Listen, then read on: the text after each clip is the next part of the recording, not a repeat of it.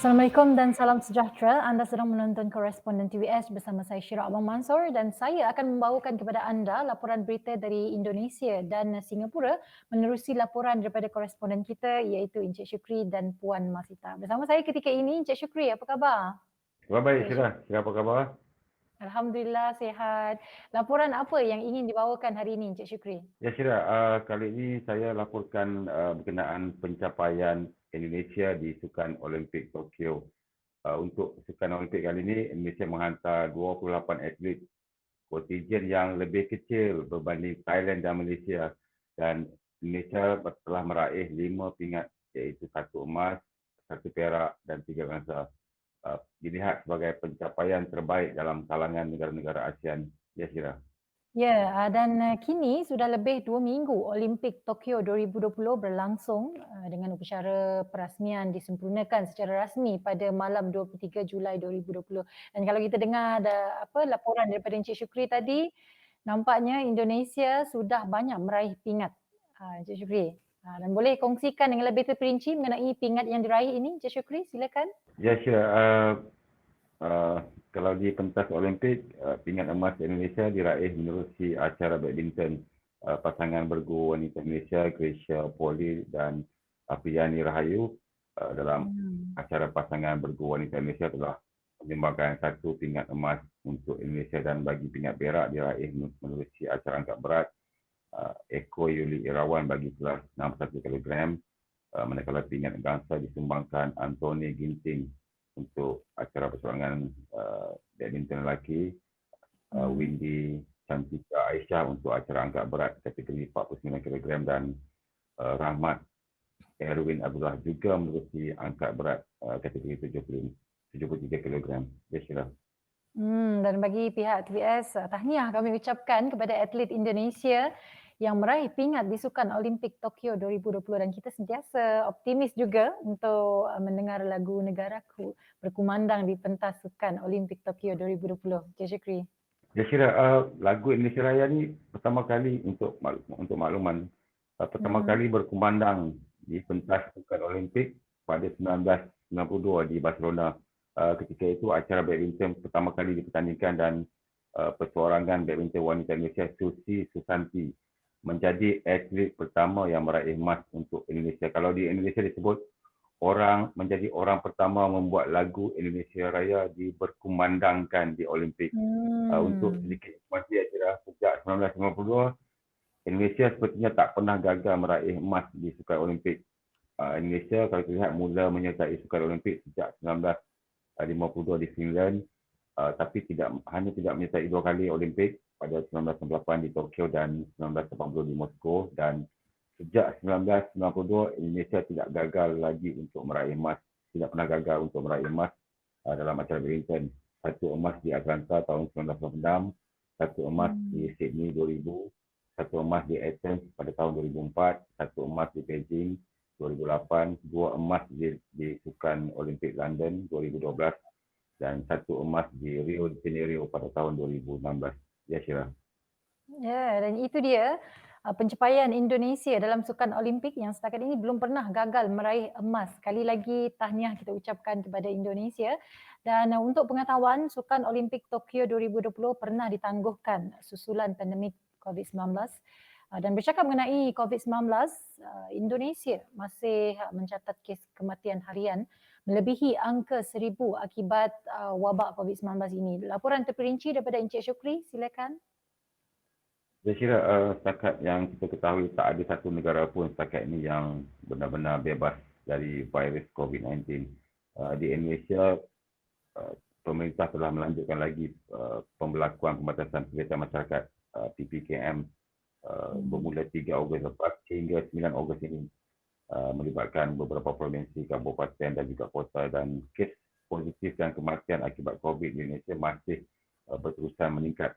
Purata kematian setakat ini hampir 2,000 sehari dan kes harian juga masih melepasi angka 35,000 ke atas. Dan kalau kita lihat data pada 27 Julai, Indonesia mencatatkan jumlah kematian harian tertinggi setakat ini iaitu melepasi 2,000 kematian, dan jumlah kematian keseluruhan akibat virus COVID di Indonesia ini telah lebih hampir 90,000 kematian, dan Provinsi Jawa Tengah, Jawa Timur, Jawa Barat dan juga di Jakarta, Provinsi Jakarta berterusan mencatatkan kes kematian, dan kes keseluruhan di Indonesia ini meningkat lebih 3.5 juta kes dengan lebih 550,000 pesakit aktif, iaitu pesakit yang sedang dirawat di hospital atau di rumah sakit.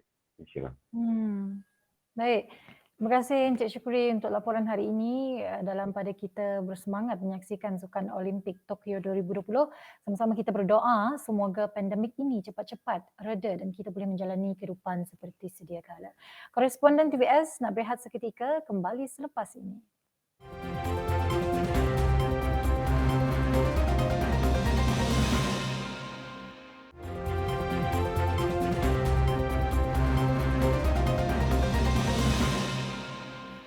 Bertemu kembali dalam Koresponden TVS, kali ini dengan laporan dari Singapura mengenai program vaksinasi COVID-19 di sana. Untuk pengetahuan, Singapura yang mempunyai kira-kira 5.7 juta penduduk telah menerima bekalan vaksin COVID-19 pertama mereka pada 21 Disember tahun lepas, iaitu keluaran Pfizer-BioNTech diterbangkan oleh Singapore Airlines, dan ia merupakan penghantaran pertama vaksin keluaran Pfizer-BioNTech ke sebuah negara di Asia. Puan Masita. Ya, Syirah. Boleh kongsikan perkembangan terkini mengenai program vaksinasi di Singapura sekarang ini? Yalah, kalau kita lihat dah kira-kira 10 bulan lah kan program vaksinasi itu berlangsung. Syirah, boleh saya kongsikan terlebih dahulu. Singapura mencatatkan kematian ketiga daripada jangkitan COVID-19 pada bulan ini, menjadikan jumlah keseluruhan 40 orang lah yang terkini pada yang dilaporkan lewat malam tadi lah.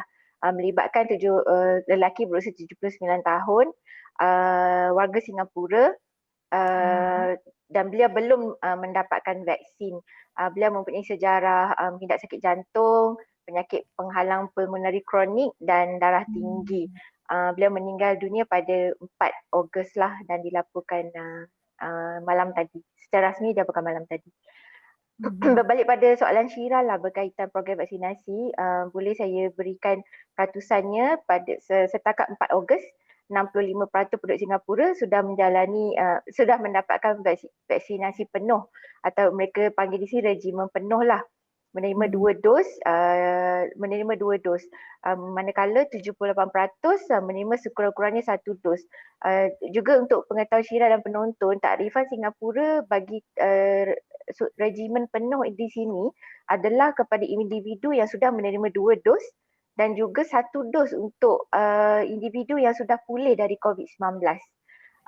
Selain itu, 115,000 dos vaksin Sinovac sudah diberikan setakat 4 Ogos juga. Untuk mengetahui juga, Sinovac tidak berada di bawah program vaksinasi Singapura, hanya Pfizer, BioNTech dan Moderna. Ya. Dan mungkin boleh kongsikan juga trend kes-kes dalam komuniti di Singapura. Ialah berbanding dengan negara Asia yang lain, Singapura juga mengalami, kita tidaklah cakap lonjakan kes yang tinggi, mengalami jugalah peningkatan kes. Secara keseluruhan, Singapura melaporkan jumlah kira-kira 65,000, secara tepatlah 65,508 kes lah secara daripada tahun lepas. Jika mengikut pecahan, 5,887 kes komuniti, 5,044 kes import dan selebihnya 54,577 dari kes yang melibatkan pekerja asing lah. Dari itu secara keseluruhan. Tapi dari sudut mingguan, kes di kalangan komuniti menurun kepada 881 kepada 723. Ini dalam tempoh mingguan lah. Juga kes yang tidak unlinked cases lah meningkat 223 daripada meningkat dari 223 kepada 228. Dan mereka mempunyai, semalam mereka melaporkan pada 4 Ogos mereka melaporkan 10 kluster baru. Ranging lah besarnya kluster itu adalah antara 122 orang maaf saya 3 hingga 1,127 jangkitan dalam setiap kluster tersebut. Ya, Syira. Baik.